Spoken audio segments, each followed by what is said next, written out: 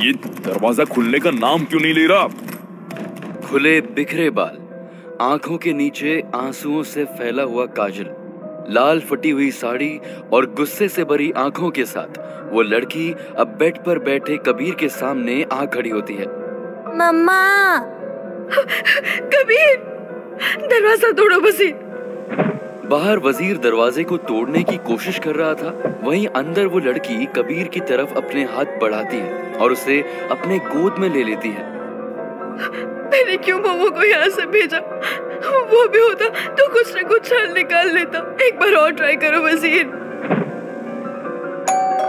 विधि, जाओ तुम देखो दरवाजे पर कौन है और मैं यहाँ पे हूँ, ठीक है?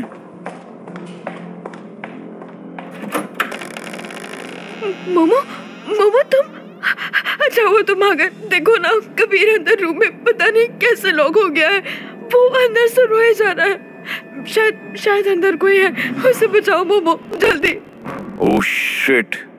मोमो तुरंत अंदर आता है और अपने बैग से वही किताब निकालता है जिसके कवर पर नीचे VKK लिखा होता है। वो जल्दी जल्दी उसके पन्ने पलटने लगता है। कुछ ही देर में उस किताब के बीच एक छोटा सा कागज का टुकड़ा मिलता है। शायद उस कागज को उसने ऐसे ही किसी इमरजेंसी सिचुएशन के लिए संभाल कर रखा था। मोमो तुम? दरवाजे के सामने से हटो वजीर। मोमो तुरंत अपनी मुट्ठी बंद करके उसे अपने मुंह के करीब लाता है और मंत्र बोलता है जो उस कागज के टुकड़े पर लिखा था। अहोंडे त्वं स्वस्थानम गच्छ अस्मद्वशम शांतिमयम करु। हे अहोंडे, तुम अपने स्थान पर लौट जाओ, हमारे वंश को शांतिपूर्ण बनाओ। अहोंडे त्वं स्वस्थानम गच्छ अस्मद्वंशम शांतिमयम करु। उस मंत्र को पढ़ने के बाद मोमो धीरे से अपना हाथ दरवाजे पर रखकर उसे खोलने की कोशिश करता है। मोमो के दरवाजे पर हाथ रखते ही वो दरवाजा आसानी से खुल जाता है और कुछ ही सेकंड्स के अंदर घर की लाइट भी वापस आ जाती है।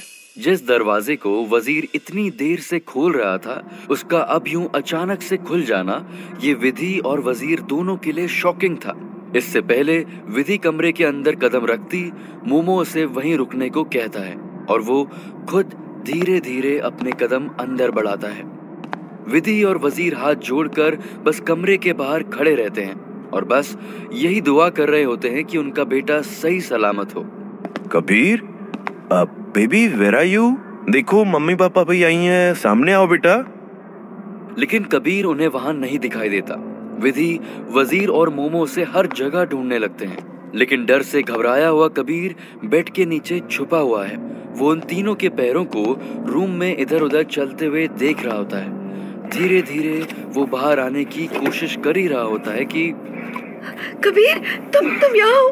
मम्मा! विधि तुरंत कबीर को अपने गले से लगा लेती है। माय बेबी, यू ऑलराइट ना बच्चा? तुम्हें कुछ हुआ तो नहीं? Why were you crying baby? कौन था यहाँ? आपने किसी को देखा? मम्मा, वो रेड गर्ल। क्या किया उसने कबीर? उठाया, मुझे गोदी में उठाया। What?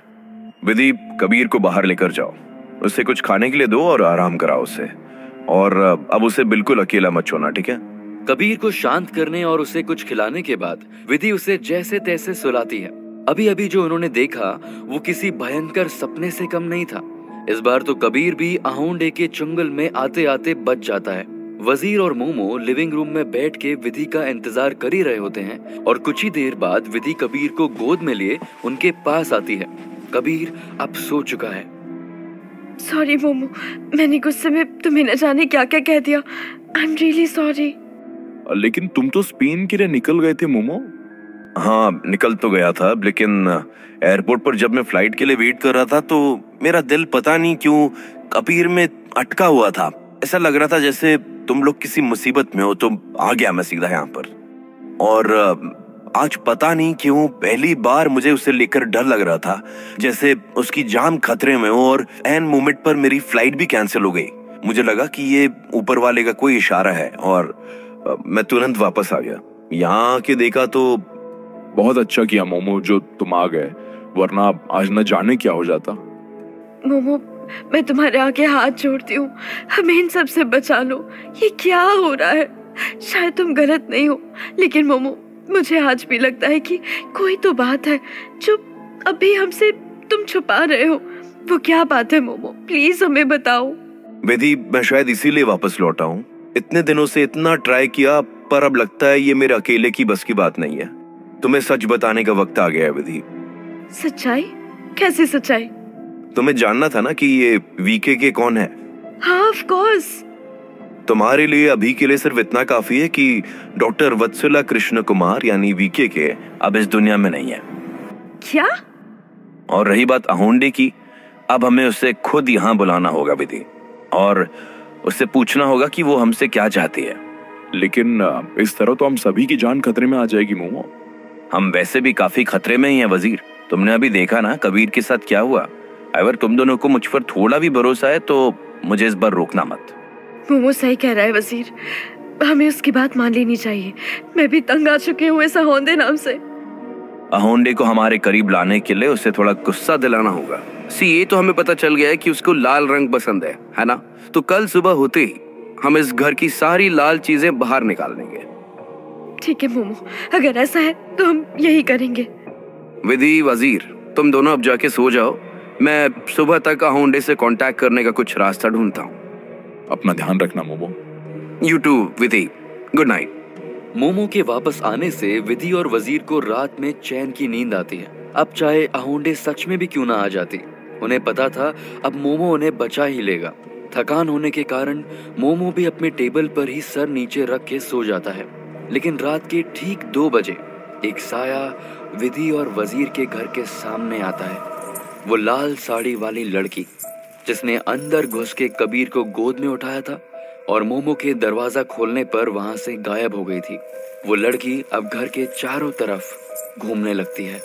सभी गहरी नींद में थे, लेकिन पायल की आवाज सुनकर स्प्राउट की आंखें खुल जाती हैं। वो तुरंत गार्डन में भागता है और उस लड़की को देखकर जोर जोर से भौंकने लगता है। स्प्राउट के वहां पहुंचते ही उस लड़की के चारों तरफ एक धुआं उठने लगता है। स्प्राउट था कि चुप होने का नाम ही नहीं ले रहा था। विधि और वजीर के पड़ोसी मिस्टर खन्ना आज एक बार फिर स्प्राउट की वजह से परेशान हो अपनी नींद से जाग चुके थे। ओह माय गॉड, क्या करूं मैं इस पागल कुत्ते का। मिस्टर खन्ना तुरंत अपनी बालकनी में आ जाते हैं। बालकनी में पहुंचते ही मिस्टर खन्ना की आंखें स्प्राउट को ढूंढने लगती हैं, लेकिन स्प्राउट के सामने खड़ी उस लड़की के पास से उठ रहा धुआं उसको मिस्टर खन्ना से छुपा लेता है। कहाँ है ये पागल कुत्ता? दिखाई भी नहीं दे रहा है एक तो, और ये धुआं कैसा है? मिस्टर खन्ना उस धुएं को बड़े गौर से देख रहे थे। उस धुएं को देखकर उन्हें वही दिन याद आ जाते हैं जब वो विधि और वजीर के घर में पार्टी में गए थे और उन्हें वो लड़की कांच में दिखी थी। हे भगवान, मैं बालकनी में क्यों आ गया? अगर वो लड़की फिर से मेरे घर में आ गई तो? ये आवाज, कहीं वो लड़की तो नहीं आ गई? मिस्टर खन्ना बुरी तरह से डर चुके हैं। डर के मारे उनके पैर कांप रहे हैं। वो धीरे धीरे अपने कमरे की तरफ कदम बढ़ाने की कोशिश करते हैं और किसी तरह से वो पायल की आवाज को इग्नोर करते हुए अपनी बालकनी का दरवाजा खोलते हैं।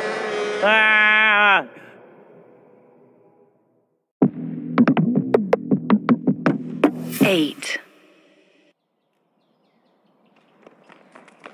Sprout, let's play. कबीर आराम से। हाँ विधि, तुम जरा कबीर को देखना तो कहीं उसे चोट ना आ जाए। हाँ ठीक है। सुबह होते ही कबीर अपने स्प्राउट के साथ गार्डन में खेलने लगा। विधि भी उसके पीछे गार्डन में आ चुकी थी, लेकिन एकदम से उसकी नजर मिस्टर खन्ना की बालकनी पर पड़ी और दूर से देखने पर विधि थोड़ा सा कंफ्यूज हो जाती है। ये क्या, मिस्टर खन्ना बालकनी में क्यों सो रहे हैं? Mister Khanna, mister Khanna. पिछली रात मिस्टर खन्ना ने अपने कमरे में कुछ ऐसा देख लिया था जिससे वो इतना डर गए थे कि पूरी रात उन्होंने अपने कमरे में लौटने की हिम्मत नहीं की। बालकनी में ही कब आंख लग गई उन्हें खुद पता नहीं चला। सुबह विधि की आवाज सुनकर उनकी नींद खुल गई। मिस्टर खन्ना, अरे मैं यहाँ कैसे? Is everything all right, mister Khanna? Mister Khanna ने अपनी आधी बंद आंखों से विधि को गार्डन में देखा। एक पल के लिए उनका ध्यान उस जगह गया जहां कल रात उन्होंने धुआं उठते हुए देखा था। फिर अचानक उनकी नजर अपने कमरे के दरवाजे पर गई। दरवाजे को देखते ही उन्हें कल रात का वो मंजर याद आ गया और उन्होंने तुरंत अपनी नजर वहां से हटा ली। मिस्टर खन्ना, सब ठीक है ना? हाँ, ऑल ओके। वो कल रात लाइट बार बार जा रही थी ना, तो बाहर आना पड़ा। यहाँ कब नींद आ गई पता ही नहीं चला। ये मिस्टर खन्ना भी ना अजीब ही है। विधि अपने गार्डन से कबीर को अंदर ले जाने ही वाली थी कि एक 2 व्हीलर बाइक उनके घर के सामने आकर रुकती है। मिस विधि? जी? I am inspector Sumit. मुझे आपसे और आपके हस्बैंड से कुछ जरूरी बात करनी है। मैं कैसे मानूं कि आप इंस्पेक्टर हैं? आपकी यूनिफॉर्म कहाँ है? ये मेरा आईडी है और आप अंदर चलिए, मैं आपको सब बताता हूँ। विधि इंस्पेक्टर सुमित को अंदर ले जाती है। इंस्पेक्टर सुमित पुलिस व्हीकल की जगह अपनी 2 व्हीलर बाइक से आए थे और आज उन्होंने वर्दी की बजाय कैजुअल आउटफिट्स पहने हुए थे। ये सब देखकर वजीर और विधि को समझ ही नहीं आ रहा था कि आखिर कोई पुलिस ऑफिसर इस तरह छिपकर उनके यहाँ क्यों आएगा। इंस्पेक्टर से बात करने के चक्कर में विधि कबीर को अंदर ले जाना भूल ही जाती है और वो वापस से बाहर गार्डन में स्प्राउट के साथ खेलने लग जाता है। क्या बात है सुमित सर? इंस्पेक्टर सुमित ने अपने फोन में एक तस्वीर दिखाते हुए विधि और वजीर से कहा, आप लोगों को ये आदमी याद है? ये तो कबीर के स्कूल का वॉचमैन है। इसकी तो कुछ दिन पहले मौत हो गई थी। एग्जैक्टली। हम लोग काफी दिनों से इस केस पर छानबीन कर रहे थे। कल ही इसके कनेक्शन में एक अजीब सा सबूत हमारे हाथ लगा है। ये देखिए। इंस्पेक्टर सुमित अपने फोन पर एक वीडियो प्ले करते हैं। ये वीडियो कबीर के स्कूल की सीसीटीवी फुटेज की है, जिसमें कबीर उस वॉचमैन को एक लाल क्रेयॉन देते हुए नजर आता है। जब कबीर अपनी क्लास में चला जाता है तो वॉचमैन उस क्रेयॉन से काफी अट्रैक्टेड लगता है। इसी बीच मोमो भी लिविंग रूम में आके ये वीडियो देखने लगता है। सर, हमें कुछ समझ में नहीं आया। आखिर इस वीडियो के थ्रू आप क्या कहना चाहते हैं? मिस्टर वजीर, बात यह है कि इस वॉचमैन की पोस्टमार्टम रिपोर्ट के बाद हमें उसकी बॉडी में इस क्रेयॉन के केमिकल्स मिले हैं। So this basically means that watchman की मौत के पहले उसने इन क्रेयॉन्स को खाया था या फिर निगल लिया था, और ये क्रेयॉन डेफिनेटली जहरीले थे और इसीलिए उसकी मौत हो गई। ओह गॉड, ऐसा कैसे हो सकता है इंस्पेक्टर? देखिए, अब डरिए मत। मैं आपको यहाँ डराने या फिर आपके बच्चे पर इल्जाम लगाने नहीं आया हूँ। दरअसल छानबीन में हमें यह भी पता चला है कि वो वॉचमैन अच्छा नहीं था। वो लड़कियों के साथ छेड़खानी करता था और गंदी हरकतें भी करता था। क्या? यस मिस विधि, हम भी इस केस को जल्दी क्लोज करना चाहते हैं। वैसे भी वो आदमी दोषी था और मैं आपको ये बताने आया हूँ कि ये एक मिनट, ये आवाज कैसी थी? ये तो गोली की आवाज लग रही है। वजीर, स्प्राउट और कबीर बाहर खेल रहे हैं। कहीं मिस्टर खन्ना ने गुस्से में तो। जल्दी बाहर चलो। गोली की आवाज सुनते ही विधि, वजीर, मोमो और इंस्पेक्टर सुमित सब गार्डन की तरफ दौड़ते हैं। बाहर जाके जो वो लोग देखते हैं वो उनके होश उड़ा देता है। Mister Khanna, what have you done? वो देखते हैं कि स्प्राउट जमीन पर गोली लगने के कारण गिरा पड़ा है। उसकी बॉडी से खून बह रहा है, लेकिन कबीर वहां से गायब है। गुस्से में वजीर मिस्टर खन्ना के कॉलर को पकड़ लेते हैं। खन्ना, मैं तुझे छोड़ूंगा नहीं। क्या किया ये तूने? अरे मैंने कुछ नहीं किया। मैं तो बस I will kill you today. मैं तेरी जान ले लूंगा। अरे मेरी बात तो सुनिए। मिस्टर वजीर, calm down, leave him please. इसे तो मैं देख लूंगा। एक बेजुबान को मारने के लिए तुम अंदर जा सकते हो। अरे पर मैंने इसे नहीं मारा। मैं तो बस। मैं तो क्या? सीधे तरीके से बोलते हो या? अरे मैं तो इस कुत्ते की आवाज से परेशान हो गया था, तो बस ऐसे ही उसे मेरी गन से डराने आया था। लेकिन जब तक मैं यहाँ पहुंचता 2 गुंडे आए और कबीर को ले गए, और जाते जाते उन्होंने इस कुत्ते को गोली मार दी। मैं कुछ बोलूं उसके पहले आप लोग मुझ पर ही चढ़ गए। मिस्टर खन्ना अपनी गन में लोडेड बुलेट सबको दिखाते हैं। ये देखिए, मेरी गन तो पूरी लोडेड है। इसमें से एक भी गोली चलाई नहीं है मैंने। मैं सच कह रहा हूँ इंस्पेक्टर, ये मैंने नहीं किया है।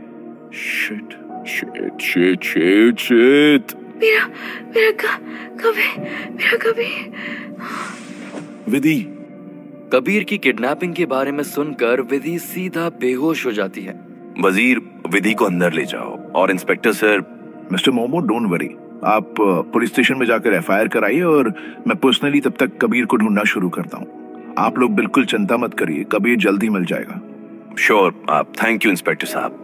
एक तरफ विधि और वजीर आहुंडे के डर से अभी उभर ही नहीं पाए थे और दूसरी तरफ एक और नई मुसीबत उन पर टूट पड़ी थी। कबीर की किडनैपिंग की खबर सुनकर विधि बेहोश हो गई थी और अब तक होश में नहीं आई थी और मोमो पुलिस स्टेशन में एफआईआर लिखवाने चला गया था। सर, मैं आपको कुछ बताना चाहता हूँ। Yes mister Momo, tell me. वो बात ये है कि मोमो टेंशन में आकर इंस्पेक्टर सुमित को कबीर और आहुंडे से जुड़ी पूरी जानकारी, उनसे जुड़े एक एक पहलू पूरी सच्चाई के साथ बता देता है। अच्छा, अब मुझे कुछ कुछ समझ आ रहा है मिस्टर मोमो। जैसे कि आपने बताया कि आहुंडे कबीर से कुछ करवाना चाहती है। आपको याद है कबीर ने उस वॉचमैन को लाल क्रेयॉन दिया था जिससे उसकी मौत हो गई थी। छानबीन में हमें यह भी पता चला है कि वो वॉचमैन कोई सही आदमी नहीं था। स्कूल की मासूम बच्चियों को सेक्सुअली अब्यूज करता था, राइट। तो शायद आहुंडे ये सब जानती हो और हो सकता है कि उसने उस वॉचमैन को सजा देने के लिए कबीर को मीडियम बनाया हो। आपने कहा था ना कि आपके पास एक किताब भी है, क्या आप मुझे उसके बारे में कुछ बता सकते हैं? ओह माय गॉड सर, मुझे अब सब समझ आ रहा है, सब कुछ। मोमो के चेहरे पर एक अजीब सा डर था, लेकिन इस बार उसके साथ इंस्पेक्टर सुमित थे। अब तक कबीर का कोई पता नहीं लगा था और धीरे धीरे शाम होने लगी थी। घर में विधि भी अब होश में आ गई थी, लेकिन घबराहट और डर से उसे बुखार चढ़ा हुआ था। वो बुखार में अंदर अपने बेडरूम में सो रही थी और वजीर अपने कॉन्टैक्ट्स के थ्रू कबीर को ढूंढने में लगा रहता है। और ठीक तभी अचानक से विधि उठती है और बिना पलक झपकाए एक खामोश और डरावने एक्सप्रेशन के साथ चलने लगती है। वजीर उस वक्त फोन कॉल पर बिजी था और इसीलिए उसका ध्यान विधि पर नहीं था। विधि धीरे धीरे घर का दरवाजा पार करके बाहर निकल गई। ऐसा लग रहा था जैसे उसके शरीर को कोई और कंट्रोल कर रहा हो। विधि धीरे धीरे कुछ बड़बड़ा भी रही थी। उसके होठों पर सिर्फ एक ही नाम था, कबीर, कबीर। अब रात और गहरी हो गई थी। चारों तरफ गहरा सन्नाटा छाया हुआ था। विधि अब एक सुनसान रास्ते पर किसी रोबोट की तरह कबीर का नाम लेते हुए चल रही है। थोड़ी देर में वो एक कब्रिस्तान के सामने पहुंच जाती है। उसने कब्रिस्तान का गेट खोला और चुपचाप से अंदर चली गई। विधि चलते चलते उस कब्रिस्तान के पिछले हिस्से में पहुंच जाती है।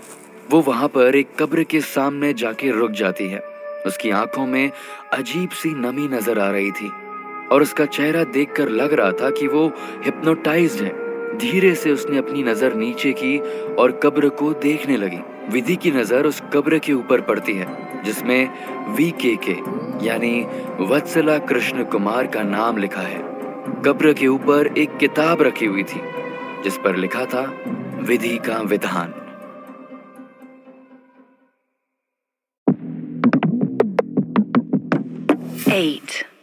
विधि ने जैसे ही उस कब्र को देखा, उसने देखा कि उस कब्र पर VKK यानी ऑथर वत्सला कृष्ण कुमार का नाम लिखा है और वहीं उस कब्र के ऊपर एक किताब रखी है जिसमें लिखा था विधि का विधान। ऐसी सेम बुक तो मैंने मोमो के हाथ में कई बार देखी है। ये कहते हुए विधि ने VKK की कब्र से विधि का विधान नाम की उस किताब को अपने हाथों में उठा लिया। विधि! अपने पीछे से आ रही उस आवाज को सुनकर विधि का सर अचानक से दर्द करने लगा है। वजीर की चीखों की आवाज अब उसे जोर जोर से सुनाई देने लगी थी। विधि, मेरी बात सुनो विधि। विधि की आंखों के सामने धीरे धीरे अंधेरा छाने लगा था। उसके हाथों में वो किताब होने के बावजूद हाथों में अजीब सा हल्कापन महसूस होने लगा था, जैसे उसके हाथों से धीरे धीरे रूह बाहर निकल रही हो। और फिर उसने अपने कंधों पर वजीर के दोनों हाथों को महसूस किया जो शायद उसे हिलाकर जगाने की कोशिश कर रहे थे। विधि, कहाँ खो गई हो? विधि ने एक झटके में अपनी आंखें खोल दी। उसने देखा कि वो कब्रिस्तान में नहीं बल्कि अपने बेडरूम में है, वजीर के सामने है। वजीर, तुम? हाँ, मैं। सुबह से अब होश आया है तुम्हें विधि? और ये क्या बड़बड़ा रही थी तुम? कौन सी किताब? वजीर, मुझे फिर से वही सपना आया था। मैं VKK की कब्र के सामने थी। विधि ने जो सपने में देखा वो सब कुछ वजीर को बता दिया। इतने में मोमो भी उनके रूम में आ चुका था विधि का हाल पूछने के लिए। अब कैसा फील हो रहा है विधि? मुझे छोड़ो मोमो, कबीर का कुछ पता चला? पुलिस उसे ढूंढ रही है विधि। अभी अभी विधि ने एक सपना देखा मोमो।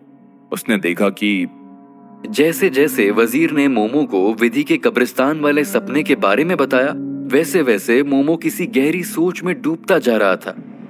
1 मिनट रुको, मैं अभी आया। 2 मिनट बाद मोमो अपने हाथ में एक किताब लेकर आया और उसने वो किताब विधि के हाथ में दी।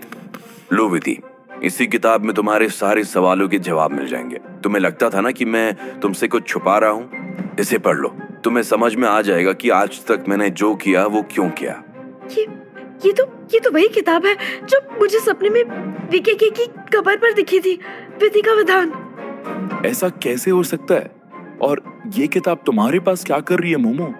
मैं जब स्पेन में था ना, तब मुझे पैरानॉर्मल एक्टिविटीज और तंत्र क्रियाओं के बारे में पढ़ना बहुत पसंद था। इनसे जुड़ी सारी किताबें पढ़ता था मैं। कॉलेज के बाद स्पेन में जाकर मैं विधि को भूलकर एक नई शुरुआत करना चाहता था, लेकिन एक दिन मेरे हाथ ये किताब लगी। तुम कहना क्या चाहते हो मोमो? मैंने कहा ना, तुम इसे पढ़ो, तुम्हें अपने सारे सवालों के जवाब इसी किताब में मिलेंगे। विधि ने उस रात ही उस किताब को पढ़ना शुरू किया।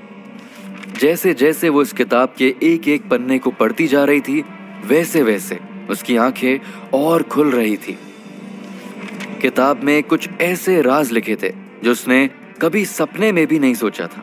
2 दिन में विधि ने आधी से ज्यादा किताब पढ़ ली थी, लेकिन कबीर का अब तक कोई पता नहीं लगा था। दूसरी तरफ आज इंस्पेक्टर सुमित रघुवंशी रुक्मणी के घर पर इन्वेस्टिगेशन के लिए आ पहुंचे थे। ये क्या कर रहे हैं आप? ये तो मुझे तुमसे पूछना चाहिए रुक्मिणी। अपने घर में इन लोगों को इकट्ठा करके तुम क्या कर रही हो? मैंने सुना है कि तुम आजकल अपने साहब और मालकिन के घर से जल्दी निकल जाती हो। कांस्टेबल, तलाशी शुरू करो। रुक्मणी उस वक्त अपने घर में कुछ आस पड़ोसियों के साथ बैठी हुई थी। उन लोगों में रीना और सुनील भी थे। वही रीना और सुनील जो अपने बेटे नीलेश के लिए विधि और वजीर के पास आए थे, क्योंकि नीलेश गलत राह पर चल पड़ा था। रुक्मणी के कहने पर वो दोनों विधि के पास गए थे, क्योंकि उन्हें लगता था कि कबीर में कोई दिव्य शक्ति है और वो उनके बेटे को ठीक कर सकता है। अंदर कुछ नहीं है साहब। ये क्या चल रहा है यहाँ? इतने लोग इकट्ठा करके क्या कर रहे हो तुम लोग? साहब, ये सभी लोग यही चाहते हैं कि कबीर बाबा जल्दी से जल्दी आ जाएं। देखिए ना, ये रीना और सुनील हैं। इनका बेटा नशे में रहता था, डूबा रहता था साहब नशे में। एक दिन कबीर बाबा से मिला और ठीक हो गया साहब। और ये गोमती है। नमस्ते साहब। इसका 1 साल का बेटा बहुत बीमार रहता था। मैंने चुपके से इसके बेटे को कबीर बाबा के कपड़े पहनाए और देखिए वो ठीक हो गया। कबीर बाबा की वजह से मुझे भी विट्ठल से आज़ादी मिली है साहब। आपने खुद साहब के घर में कहा था ना कि वो सिक्योरिटी वाला जो स्कूल में मरा था ना, वो भी कोई सही आदमी नहीं था। सीधा सीधा बोलो, तुम क्या कहना चाहती हो? सर, यहाँ खड़े हर आदमी औरत कबीर बाबा का एहसानमंद है। उन्होंने किसी तरह से हम सब की रक्षा की है साहब। वो कोई आम बच्चा नहीं है, उनके अंदर ईश्वर की ताकत है साहब। हम सब यहाँ पे इसलिए हैं क्योंकि हमें उनकी चिंता हो रही है सर, और उनका मिलना हम सब के लिए बहुत जरूरी है साहब। रुक्मणी ने उस वक्त अपना फोन इंस्पेक्टर सुमित को दिखाया, जिसमें उन्होंने एक व्हाट्सएप ग्रुप बनाया था जिसका नाम था आशा की एक किरण। देखिए साहब, ये हम लोगों का व्हाट्सएप ग्रुप है। इसमें मैंने हर उस इंसान को जोड़ा है जिनकी कबीर बाबा ने किसी न किसी तरह से मदद की थी। हम सब इस ग्रुप के जरिए कबीर बाबा की खोने की खबर फैला रहे हैं ताकि वो हमें जल्द से जल्द मिल सके। ओह अच्छा, तो ये बात है। ठीक है, इस ग्रुप पर कोई अपडेट मिले तो मुझे सीधा इन्फॉर्म करना। हम सिर्फ एक रैंडम चेक के लाए थे और इसीलिए तलाशी करनी पड़ी। Sorry for the inconvenience. हाँ, चलते हैं। रुक्मणी के व्हाट्सएप ग्रुप में अब तक 500 से ज्यादा लोग जुड़ चुके थे।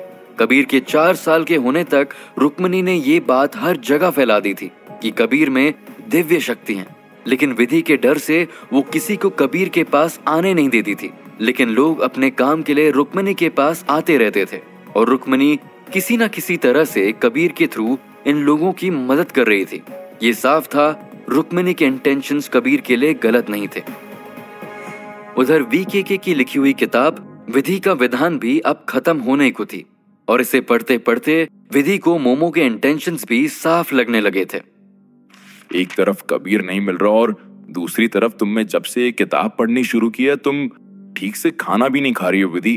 और इतना भी नहीं कि तुम मुझसे कुछ बात कर रही हो, कुछ तो बोलो। बस ये लास्ट पेज।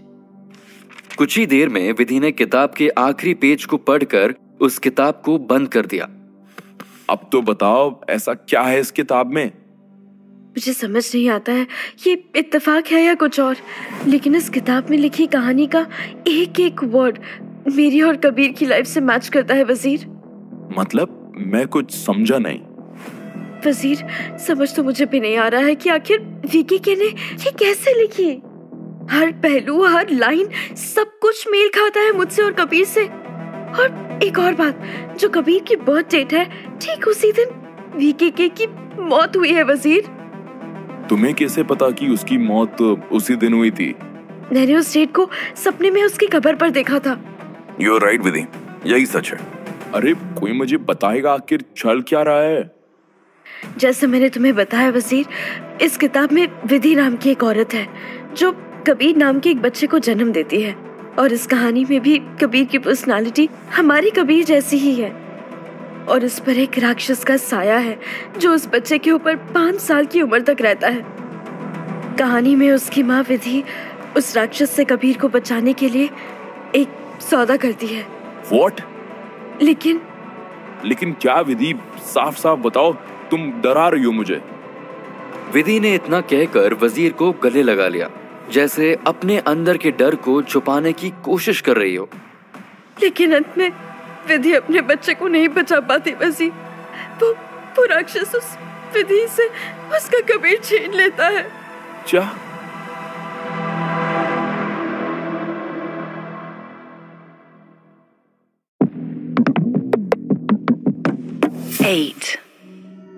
लेकिन क्या विधि? साफ साफ बताओ, तुम इतना डर क्यों रही हो?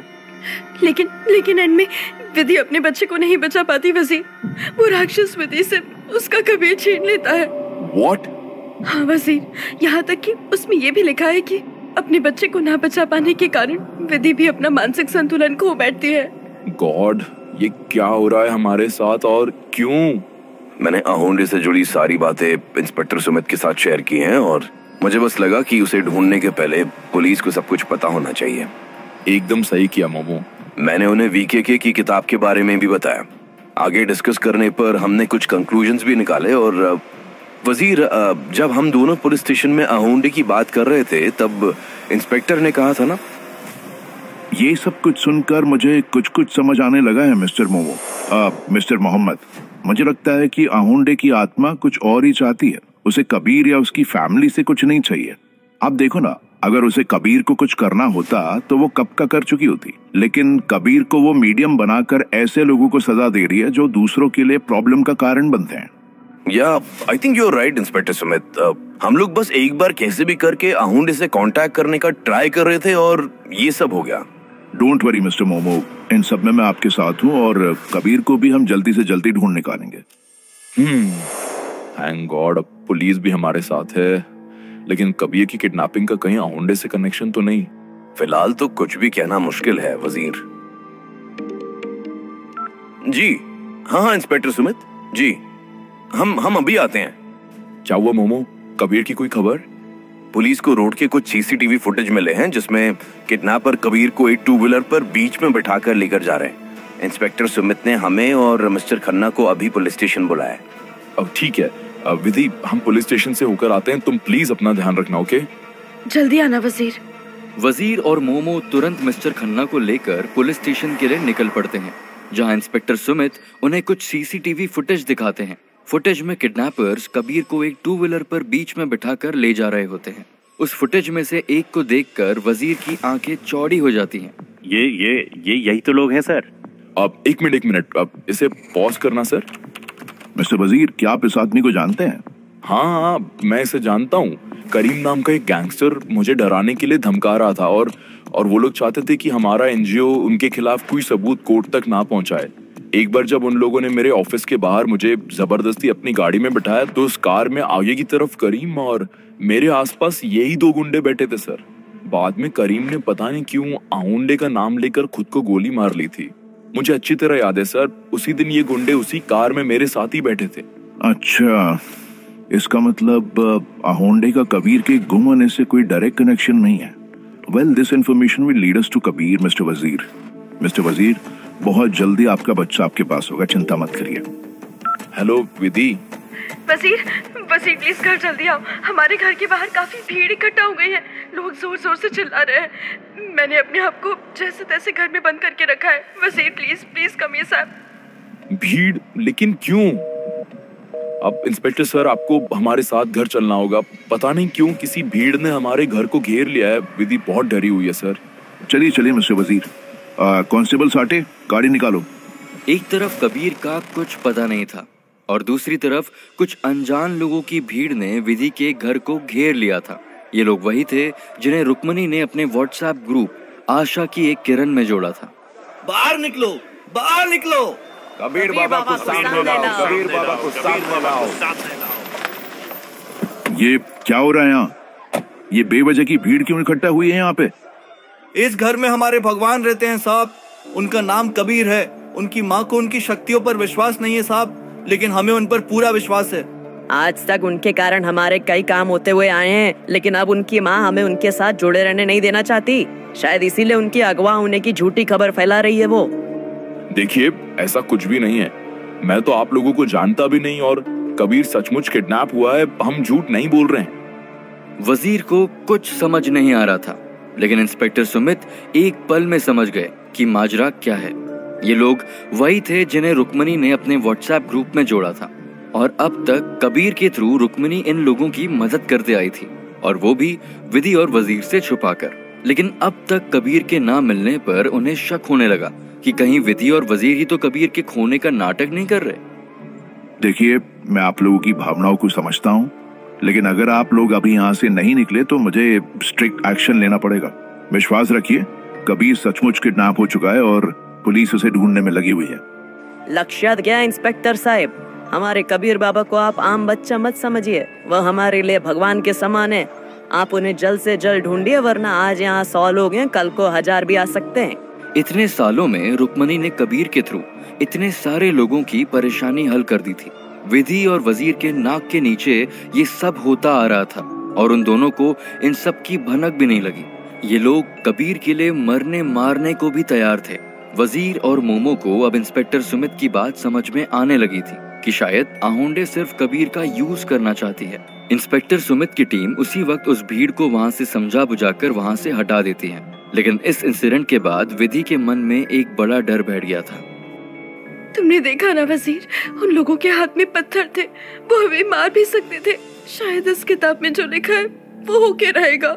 समझ नहीं आता ये रुक्मिणी ने सही किया या गलत। वो लोग अपनी जगह पर सही है मिस्टर वजीर। आप लोग जानते हैं कबीर के ऊपर आहोंडे का साया है, लेकिन उनके लिए वो किसी भगवान से कम नहीं है। खैर, मैं चलता हूँ। उम्मीद है अगली बार कबीर को लेकर ही लौटूंगा। इतना कहकर इंस्पेक्टर सुमित वहाँ से निकल जाते हैं और इसी के साथ विधि और वजीर एक और रात कबीर के बिना ही निकाल देते हैं। अगली सुबह, आज सुबह सुबह विधि और वजीर के घर एक ऐसा आदमी आता है जो पूरी तरह लाल कपड़े पहने हुए होता है। उसने अपना चेहरा भी उसी तरह ढका होता है जिसे स्पेन के उस आश्रम के लोग अपना चेहरा ढक कर रखते हैं जहाँ मोमो भी गया था। शायद ये आदमी उसी कबीले से जुड़ा हुआ था। कितनी देर कर दी? उस आदमी ने मोमो को देखकर कुछ नहीं कहा, बस चुपचाप उसने एक लेटर अपने बैग से निकाला और मोमो के हाथों में दे दिया और फिर वापस जाने लगा। अरे कहाँ जा रहे हो? पानी तो पी लो। जाते हुए वो आदमी एक पल के लिए रुका। उसने पीछे घूमकर अपनी तीखी निगाहों से मोमो को देखा और फिर बिना कुछ कहे वापस अपने रास्ते चल पड़ा। कौन था मोमो? स्पेन में एक कबीला है विधि, जहाँ कुछ इंडियंस और कुछ फॉरेनर्स भी हैं जो उस कबीले के मेंबर्स हैं। तुम्हें पता है वो किससे अपना भगवान मानते? किसे? ओंडे को। ओंडे? बिल्कुल सही सुना तुमने विधि। मैं भी पहले कंफ्यूज हुआ था, लेकिन जब मैंने उन लोगों से मिल के बातें की तो पता चला कि वो अपनी लैंग्वेज में आहोंडे को ओंडे कहते हैं। What? विधि, तुमने अब तक बीकेके की किताब में अपनी कहानी पढ़ी थी ना, लेकिन अब टाइम आ गया है दैट यू नो आहोंडे की कहानी। इस लेटर में आहोंडे की कहानी है और इसमें ये भी लिखा है कि अब हम आहोंडे से कैसे कांटेक्ट करेंगे। इधर दिखाओ। विधि उसी वक्त आहोंडे से जुड़े उस लेटर को पढ़ने लगती है। वो लेटर ज्यादा बड़ा नहीं था, सिर्फ 2 पेजेस थे। जैसे जैसे विधि वजीर और मोमो के सामने उसे पढ़ती जा रही थी, उनके आंसू बहने लगते हैं। उस लेटर को पढ़ने के बाद विधि ने अपनी आंखें मोमो से मिलाई। मोमो ने अपने दोनों हाथ की मुट्ठी बंद कर ली और कहा, कबीर तोहफा है विधि, आहोंडे का तोहफा।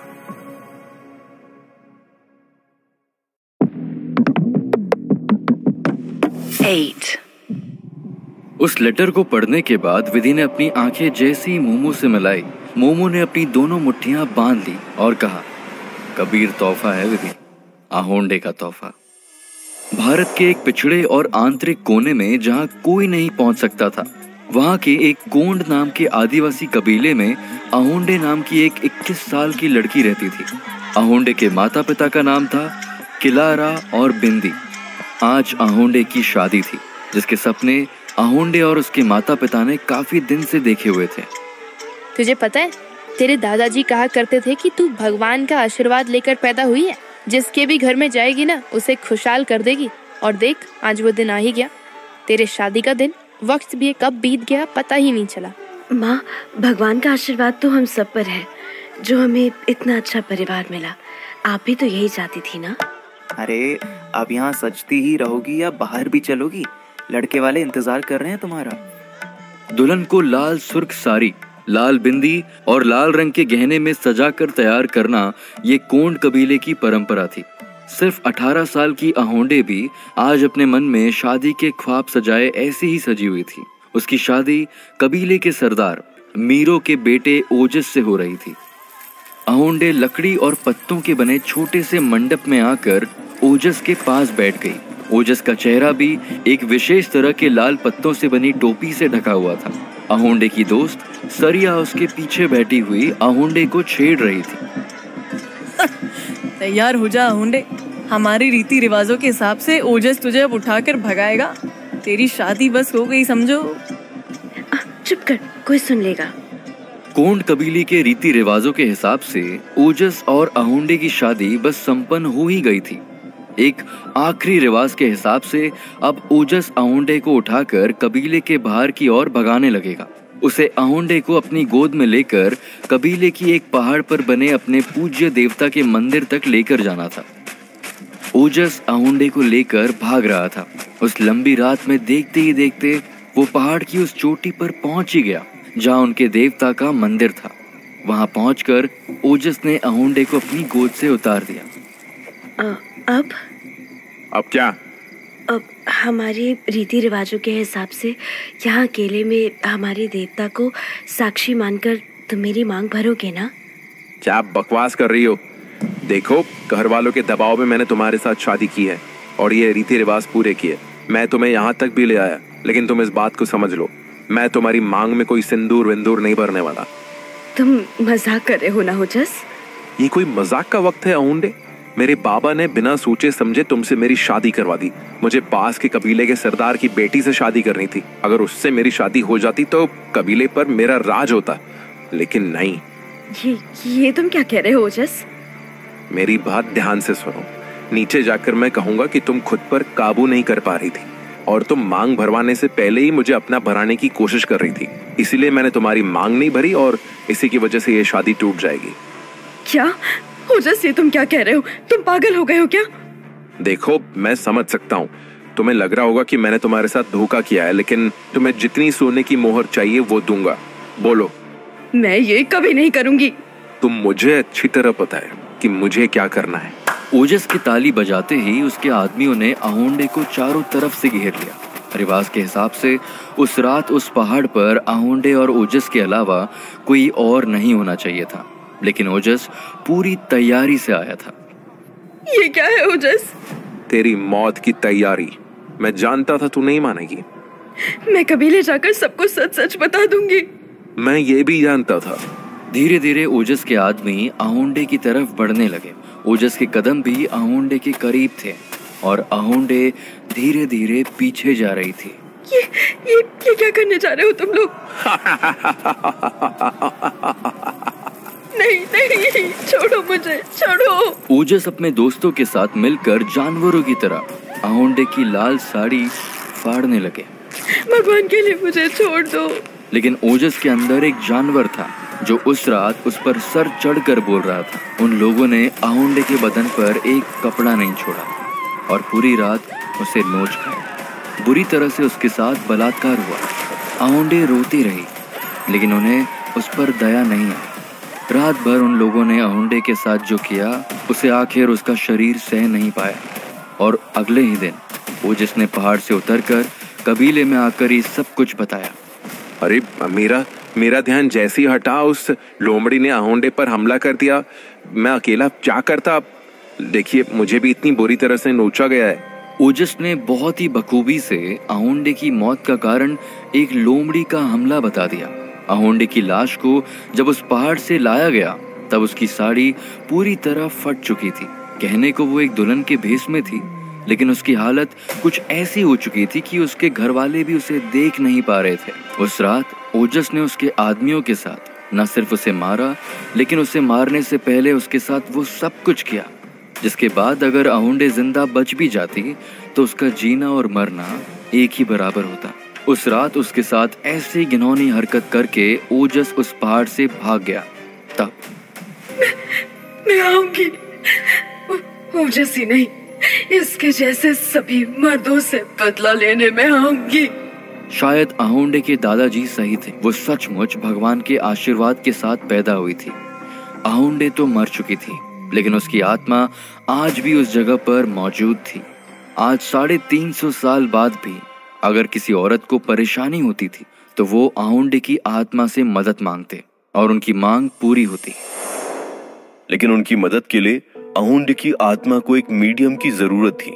ऐसा मीडियम जो पवित्र हो, जिनके इरादे समाज की सेवा करना हो, और वो इरादे आहुंडे ने तुम में पाए। विधि और वजीर, कबीर तोहफा है, आहुंडे जैसी पॉजिटिव एनर्जी का तोहफा। शायद वो हमारे कबीर के थ्रू कुछ अच्छा काम करवाना चाहती है। तुम्हारे कहने का मतलब है आहुंडे ने ऐसी औरतों और लड़कियों की मदद करने के लिए हमें चुना है जिनके साथ आदमी गलत कर रहे हैं। हो सकता है तुम दोनों अपने एनजीओ से समाज सेवा का काम करते हो, तुम्हारे इरादे नेक है। आहुंडे को इससे ज्यादा क्या चाहिए होगा? उसने इस काम के लिए तुम्हें चुना और कबीर नाम का तोहफा तुम्हें दिया। विधि, वजीर, अभी काफी चीजें हैं जिनका तुम्हारे लिए जानना बहुत जरूरी है। मैंने जब शुरुआत में आहुंडे के बारे में जानना शुरू किया था तब मैं भी उसे ठीक तुम्हारी तरह एक बुरी आत्मा मानता था, जैसे कि तुम अब तक मानती आई हो। फिर जब मैंने ये बुक पढ़ी ना तो तब मुझे यकीन हो गया था कि आहुंडे कबीर की जान लेकर रहेगी। फिर एक दिन मैंने रुक्मणी को देखा। रुक्मणी उस दिन कबीर के कपड़े चुरा कर अपने बैग में रखकर कहीं जा रही थी। कहाँ जा रही हो?